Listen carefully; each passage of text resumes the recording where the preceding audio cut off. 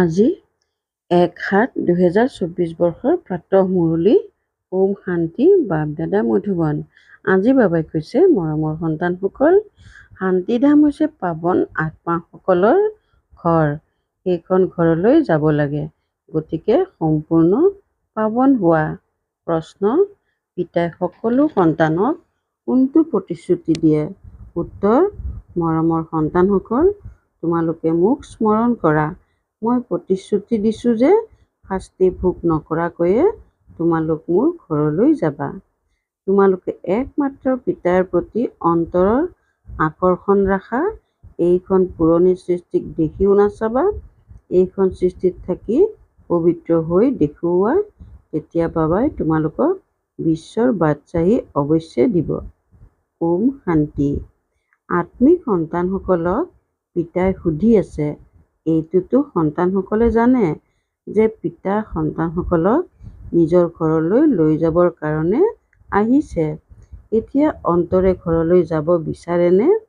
সেইখন হৈছে সকলো আত্মাৰেই ঘৰ। ইয়াত সকলো জীৱ আত্মাৰ ঘৰ এখনেই নহয়। এইটোতো বুজি পোৱা যে পিতাৰ আগমন হৈছে। নিমন্ত্ৰণ দি পিতাক মাতিছা, আমাক ঘৰ অৰ্থাৎ শান্তিধামলৈ লৈ যাওক। এতিয়া পিতাই কয়, নিজৰ অন্তৰক সোধা, হে আত্মাসকল, তোমালোক পতিত কেনেকৈ যাব পাৰিবা? পবিত্ৰটো নিশ্চয় হ'ব লাগে। এতিয়া ঘৰলৈ যাব লাগে। অন্যতো বেলেগ কথা একো নকয়। ভক্তি মাৰ্গত তোমালোকে ইমান সময় পুৰুষাৰ্থ কৰিলা কিহৰ কাৰণে? মুক্তিৰ কাৰণে। গতিকে এতিয়া পিতাই সুধিছে, ঘৰলৈ যোৱাৰ কথা ভাবিছানে? সন্তানসকলে কয়, বাবা, ইয়াৰ কাৰণেইতো ইমান ভক্তি কৰিলো। এইটোও জানা যে যিমানবিলাক জীৱ আত্মা আছে সকলোকে লৈ যাব লাগে। কিন্তু পবিত্ৰ হৈ ঘৰলৈ যাব লাগে।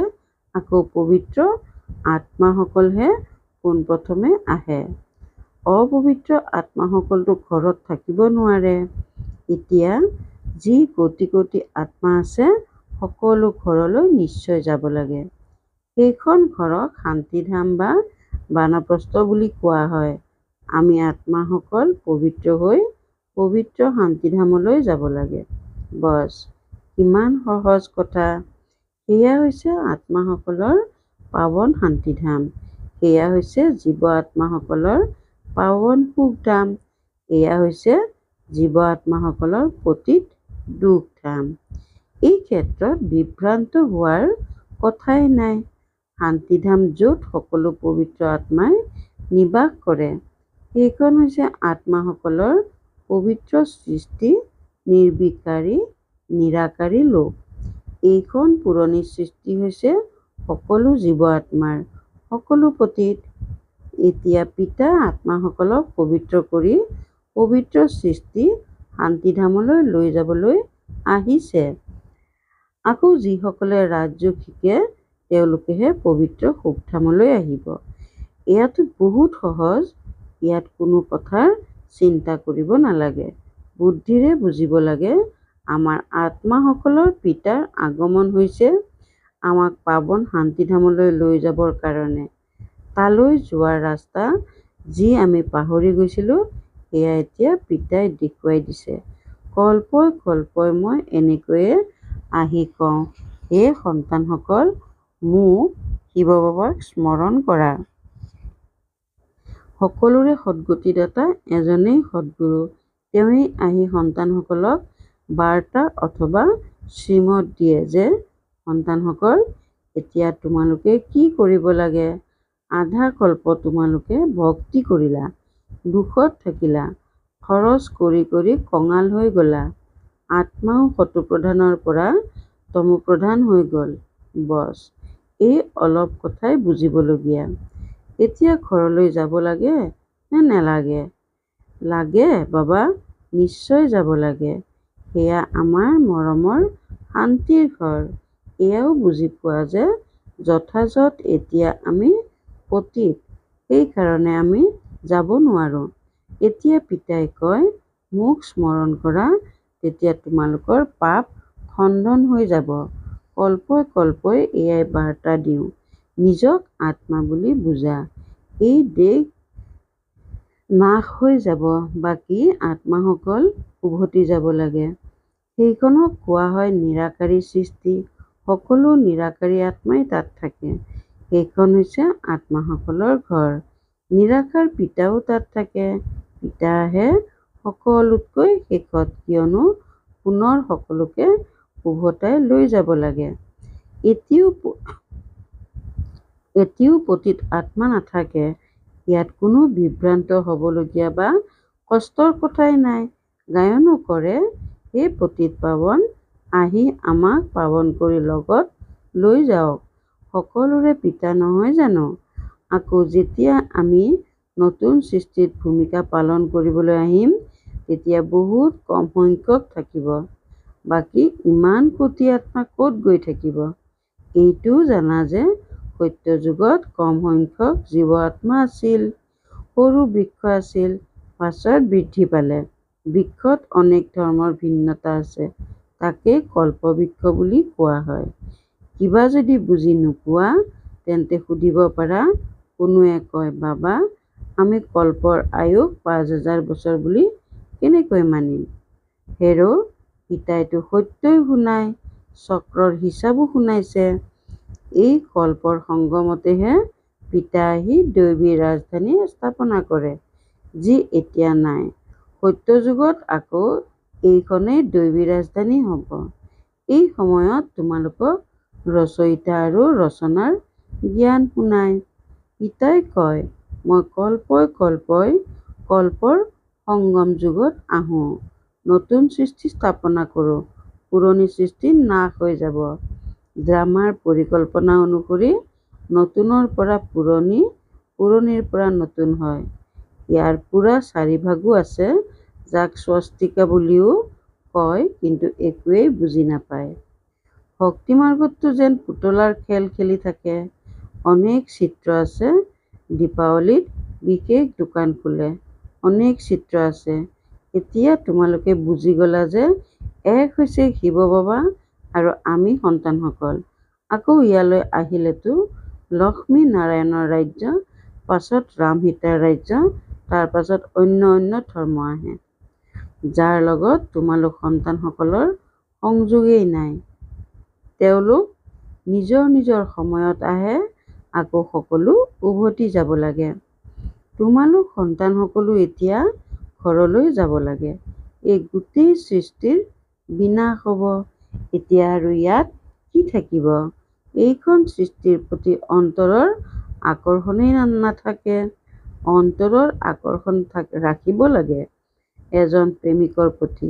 তেওঁ কয়, মোৰ এজনৰ প্ৰতিয়েই অন্তৰৰ প্ৰেম ৰাখা, তেতিয়া তোমালোক পবিত্ৰ হৈ যাবা। এতিয়া বহুত গ'ল, অলপহে আছে। সময় বাগৰি গৈ থাকে। যুগযুক্ত হৈ যদি নাথাকে, তেন্তে অন্তিমত তেওঁলোকে বহুত পশ্চাতাপ কৰিব, শাস্তি ভোগ কৰিব, পদভ্ৰষ্ট হৈ যাব। এয়াও তোমালোকে এতিয়া গম পালা যে নিজৰ ঘৰ এৰি অহা আমাৰ কিমান সময় হ'ল। ঘৰলৈ যাবৰ কাৰণেই মগজ খটুৱাই থাকে। পিতাকো ঘৰতেই পাবা, সত্য যুগততো নোপোৱা। মুক্তিধামলৈ যাবৰ কাৰণে মনুষ্যই কিমান কষ্ট কৰে, তাক কোৱা হয় ভক্তি মাৰ্গ। এতিয়া ড্ৰামা অনুসৰি ভক্তি মাৰ্গ শেষ হ'ব। এতিয়া মই তোমালোকক ঘৰলৈ লৈ যাবৰ কাৰণে আহিছোঁ। নিশ্চয় লৈ যাম। যিমান যিয়ে পবিত্ৰ হ'ব, সিমানেই উচ্চ পদ পাব। ইয়াত বিভ্ৰান্ত হোৱাৰ কথাই নাই। পিতাই কয়, সন্তানসকল, তোমালোকে মোক স্মৰণ কৰা। মই প্ৰতিশ্ৰুতি দিছোঁ, তোমালোকে শাস্তি ভোগ নকৰাকৈ ঘৰলৈ গুচি যাবা। স্মৃতিৰ দ্বাৰাহে তোমালোকৰ বিকৰ্ম বিনাশ হ'ব। যদি স্মৰণ নকৰা, তেন্তে শাস্তি খাব লাগিব, পদভ্ৰষ্ট হৈ যাব। প্ৰত্যেক ৫,০০০ বছৰৰ পাছত মই আহি এয়াই বুজাওঁ। মই অনেকবাৰ আহিছোঁ তোমালোকক পুনৰাই লৈ যাবৰ কাৰণে। তোমালোক সন্তানসকলেহে হৰাজিকাৰ ভূমিকা পালন কৰা। আকৌ মই লৈ যাবলৈ আহোঁ। এয়া হৈছে পতিত সৃষ্টি। সেইকাৰণে গায়নো কৰে, হে পতিত পাৱন আহ, আমি ভিকাৰী পতিত আহি নিৰ্ভিকাৰী পাৱন কৰি তোলক। এয়া হৈছে ভিকাৰী সৃষ্টি। এতিয়া তোমালোক সন্তানসকল সম্পূৰ্ণ নিৰ্ভিকাৰী হ'ব লাগে। যিসকল পাছত আহে তেওঁলোকে শাস্তি খাই যায়, সেয়েহে আকৌ আহেও এনেকুৱা সৃষ্টিত য'ত দুটা কলা কম হৈ যায়। তাক সম্পূৰ্ণ পবিত্ৰ বুলি কোৱা নহয়। সেইকাৰণে এতিয়া পুৰুষাৰ্থও সম্পূৰ্ণৰূপে কৰিব লাগে, পদ যাতে কম হৈ নাযায়। যদিও ৰাৱণ ৰাজ্য নাথাকে, কিন্তু পদটো ক্ৰম অনুসৰিহে হয়, নহয়? আত্মাত খাট পৰে, গতিকে তেতিয়া আত্মাই শৰীৰো তেনেকুৱাই পাব। আত্মা স্বৰ্ণম যোগীৰ পৰা ৰূপালী যোগী হৈ যায়। ৰূপৰ খাট আত্মাত পৰে, তেতিয়া দিনে প্ৰতিদিনে বেছিকৈ চি লেতেৰা খাট পৰি যায়। পিতাই বহুত ভালকৈ বুজায়। কোনোৱে বুজি নোপোৱা যদি হাত উঠোৱা। যিয়ে 84 জন্মৰ চক্ৰ লগাইছে তেওঁকহে বুজাম। পিতাই কয়, এওঁৰ 84 জন্মৰ অন্তিম জন্মত মই আহি প্ৰৱেশ কৰোঁ। এওঁৱেই পুনৰ প্ৰথম নম্বৰত আহিব লাগে। যি প্ৰথমতে আছিল তেওঁৱেই অন্তিমত আছে। তেওঁৱেই প্ৰথম নম্বৰত যাব লাগে। যি বহুত জন্মৰ অন্তত পতিত হৈ গৈছে, মই পতিত পাৱন তেওঁৰে শৰীৰত আহোঁ, তেওঁক পবিত্ৰ কৰি তোলো। ইমান স্পষ্টকৈ বুজাওঁ। পিতাই কয়, মোক স্মৰণ কৰিলে তোমালোকৰ পাপ ভস্ম হ'ব। গীতাৰ জ্ঞানটো তোমালোকে বহুত শুনিলা আৰু শুনাইছা, কিন্তু তাৰ দ্বাৰাও তোমালোকে সদ্গতি পাব নোৱাৰিলা। বহুত সন্ন্যাসীয়েও তোমালোকক মিঠা মিঠা মাতেৰে শাস্ত্ৰ শুনালে। যিবোৰ কথা শুনি ডাঙৰ ডাঙৰ ব্যক্তিসকলো গৈ একত্ৰিত হয়। কাণেৰে শুনি ৰস পায় নহয়। ভক্তিমাৰ্গ হয়েই কেৱল কাণেৰে শুনি ৰস লোৱাৰ। ইয়াতো আত্মাই পিতাক স্মৰণ কৰিব লাগে। ভক্তিমাৰ্গ এতিয়া পূৰা হ'ল। পিতাই কয়, মই তোমালোক সন্তানসকলক জ্ঞান দিবলৈ আহিছোঁ, যিটো কোনেও নাজানে। ময়েই জ্ঞানৰ সাগৰ। জ্ঞান বুলি কোৱা হয় জ্ঞান বুলি কোৱা হয় নলেজক। তোমালোকক সকলোবোৰ পঢ়ায়, 84 চক্ৰৰ বিষয়েও বুজায়। তোমালোকৰ সকলো জ্ঞান আছে। স্থূল লোকৰ পৰা সূক্ষ্ম লোক অতিক্ৰম কৰি আকৌ মূল লোকলৈ যোৱা। পোনপ্ৰথমে হৈছে লক্ষ্মীনাৰায়ণৰ ৰাজবংশ। তাত ভিকাৰী সন্তান নাথাকে, ৰাৱণ ৰাজ্যই নাই। যোগ বলেৰেই সকলোবোৰ হয়। তোমালোকৰ সাক্ষাৎকাৰ হয়। এতিয়া শিশু হৈ গৰ্ভ মহললৈ যাব লাগিব। আনন্দিত হৈ যায়। ইয়াততো মনুষ্যই কিমান কন্দা-কটা চিঞৰ-বাখৰ কৰে।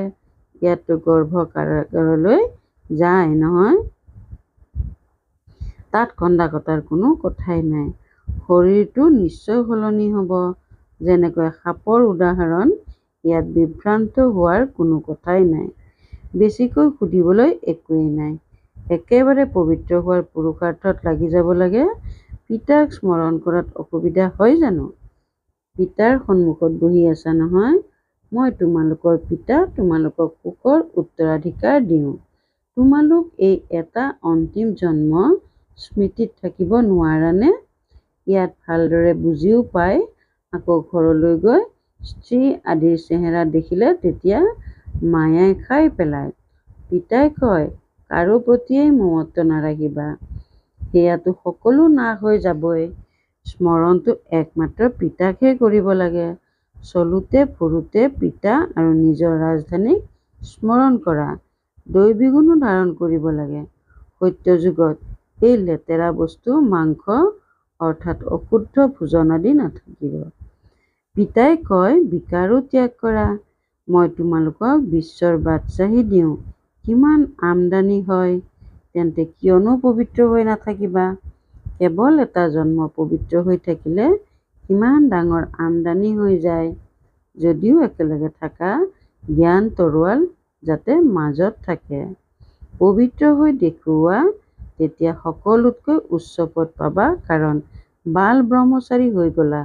আকৌ জ্ঞানো লাগে, অন্যকো নিজৰ সমান কৰি তুলিব লাগে। সন্ন্যাসীসকলক দেখুৱাব লাগে যে কেনেকৈ আমি একেলগে থাকিও পবিত্ৰ হৈ থাকোঁ। তেতিয়া বুজিব যে এওঁলোকৰতো বহুত শক্তি আছে। পিতাই কয়, এই এটা জন্ম পবিত্ৰ হৈ থাকিলে 21 জন্ম তোমালোক বিশ্বৰ মালিক হ'বা। ইমান ডাঙৰ পুৰস্কাৰ পোৱা যায়, তেন্তে কিয়নো বাৰু পবিত্ৰ হৈ নেদেখুৱাবা? অলপ সময়হে বাকী আছে, প্ৰভাৱ বিস্তাৰো হৈ থাকিব, বাতৰি কাকততো প্ৰকাশ পাবা। আখৰা দেখিছাই নহয়, এয়া পাৰমাণৱিক বোমাৰ দ্বাৰা কি অৱস্থা হৈ গ'ল, এতিয়ালৈকে হাস্পতালত পৰি আছে। এতিয়াতো এনেকুৱা বোমা আদি তৈয়াৰ কৰে যে কোনো কষ্ট নহয়, তৎক্ষণাত শেষ। আৰু এই আখৰাৰ পাছত চূড়ান্ত হ'ব। চাব তৎক্ষণাত মৃত্যু হৈছে নে নাই, নহ'লে আকৌ অন্য উপায় উলিয়াবা। হস্পিতাল আদি নাথাকিব, কোনে বহি সেৱা কৰিব, খুৱাবলৈ কোনো ব্ৰাহ্মণ আদি নাথাকিব। বোমা নিক্ষেপ কৰিলে শেষ। ভূমিকম্পত সকলো খহি যাব, সময় নালাগিব। ইয়াত বহুত মনুষ্য আছে, সত্য যুগত বহুত কম হ'ব। গতিকে ইমানবোৰৰ কেনেকৈ বিনাশ হ'ব? আগলৈ গৈ দেখিবা, তাততো আৰম্ভণিত 9 লাখ হ'ব। ফকীৰো তোমালোকেই, চাহাবো তোমালোকৰ মৰমৰ। এতিয়া সকলো এৰি নিজক আত্মা বুলি বুজি ল'লা। এনেকুৱা ফকীৰসকল পিতাৰ প্ৰিয়। সত্য যুগত বহুত সৰু বৃক্ষ হ'ব, কথাটো বহুত বুজায়। যিসকল ভাৱৰীয়া আছে, সকলো আত্মাই অবিনাশী, নিজৰ নিজৰ ভূমিকা পালন কৰিবলৈ আহে। কল্পই কল্পই তোমালোকে আহি পিতাৰ বিদ্যাৰ্থী হৈ শিক্ষা গ্ৰহণ কৰা। এইটো জানা যে বাবাই আমাক পবিত্ৰ কৰি লগত লৈ যাব। বাবাই ড্ৰামা অনুসৰি বাধ্য সকলোকে পুনৰাই নিশ্চয় লৈ যাব। সেয়েহে নামেই হৈছে পাণ্ডৱ সেনা। তোমালোক পাণ্ডৱসকলে কি কৰি আছা? তোমালোকে পিতাৰ পৰা ৰাজ্যভাগ্য লৈ আছা, হুবহু পূৰ্বৰ কল্প সদৃশ, পুৰুষাৰ্থৰ ক্ৰম অনুসৰি। ভাল বাৰু, অতি মৰমৰ। কল্পৰ পাছত পুনৰাই মিলিত হোৱা সন্তানসকলৰ প্ৰতি মাতা পিতা বাপ দাদাৰ স্নেহপূৰ্ণ স্মৰণ আৰু সুপ্ৰভাত। আত্মিক পিতাৰ আত্মিক সন্তানসকলক নমস্কাৰ। ধাৰণাৰ বাবে মুখ্য সাৰ 1 নম্বৰ, পিতাৰ স্নেহী হ'বৰ কাৰণে সম্পূৰ্ণ ফকীৰ হ'ব লাগে। দেহকো পাহৰি নিজক আত্মা বুলি বুজা মানেই ফকীৰ হোৱা। পিতাৰ পৰা ডাঙৰ পুৰস্কাৰ ল'বৰ কাৰণে সম্পূৰ্ণ পাৱন হৈ দেখুৱাব লাগে। 2 নম্বৰ, ঘৰলৈ উভতি যাব লাগে। সেয়েহে পুৰণি সৃষ্টিৰ প্ৰতি অন্তৰৰ আকৰ্ষণ ৰাখিব নালাগে। একমাত্ৰ প্ৰেমিকৰ প্ৰতিয়েই অন্তৰৰ আকৰ্ষণ ৰাখিব লাগে। পিতা আৰু ৰাজধানীক স্মৃতিত ৰাখিব লাগে। বৰদান, ব্ৰাহ্মণ জীৱনত সদায় প্ৰফুল্লিত আৰু যত্নপৰ স্থিতিত থাকোঁতা সংযুক্ত ৰূপধাৰী হোৱা। ব্ৰাহ্মণ জীৱনত সদায় প্ৰফুল্লিত আৰু যত্নপৰ স্থিতিত থাকোঁতা সংযুক্ত ৰূপধাৰী হোৱা। যদি কোনো পৰিস্থিতিত প্ৰসন্নতাৰ স্থিতি পৰিৱৰ্তন হয়, তেন্তে তাক সদাকালৰ প্ৰসন্নতা বুলি কোৱা নহ'ব। ব্ৰাহ্মণ জীৱনত সৰ্বদা প্ৰফুল্লিত আৰু যত্নপৰ স্থিতি হওক, স্থিতি পৰিৱৰ্তন হ'ব নালাগে। যদি স্থিতি পৰিৱৰ্তন হয়, তেতিয়া কয় মোকতো একান্ত অৱস্থাৰ প্ৰয়োজন। যদি মোৰ স্থিতি এনেকুৱা, স্থিতি তেতিয়া পৰিৱৰ্তন হয়। যেতিয়া অকলশৰীয়া হোৱা, সদায় সংযুক্ত ৰূপত থাকা, তেতিয়া স্থিতি পৰিৱৰ্তন নহ'ব। শ্লোগান, যিকোনো উৎসৱ পালন কৰা, অৰ্থাৎ স্মৃতি আৰু সেৱাৰ উৎসাহত থাকা। যিকোনো উৎসৱ পালন কৰা, অৰ্থাৎ স্মৃতি আৰু সেৱাৰ উৎসাহত থাকা। ওম শান্তি। পৰোপকাৰৰ ভাৱনাৰে সম্পন্ন হৈ অপকাৰীৰো উপকাৰ কৰিবলৈ আজিৰ অব্যক্ত সংকেত। যেনেকৈ বাপ দাদাই সদায় প্ৰতিটো খোজত সন্তানসকলৰ সৈতে সহযোগী হয় আৰু অন্তলৈকে সহযোগী হৈ থাকিব, পিতাৰ কাৰো প্ৰতি ঘৃণা নজন্মে, সদায় অপকাৰীৰো শুভচিন্তক, তেনেকৈ পিতাক অনুসৰণ কৰা। প্ৰত্যেক আত্মাৰ প্ৰতি সদায় শুভ ভাৱ আৰু শুভ ভাৱনা ৰখা। এওঁ এনেকুৱা কিয় কৰিলে? এনেকৈ ভবাৰ পৰিৱৰ্তে এই আত্মাটিৰ কেনেকৈ কল্যাণ হ'ব এইটো ভাবা, তেতিয়া শুভচিন্তক পৰোপকাৰী আত্মা বুলি কোৱা হ'ব। ওম শান্তি।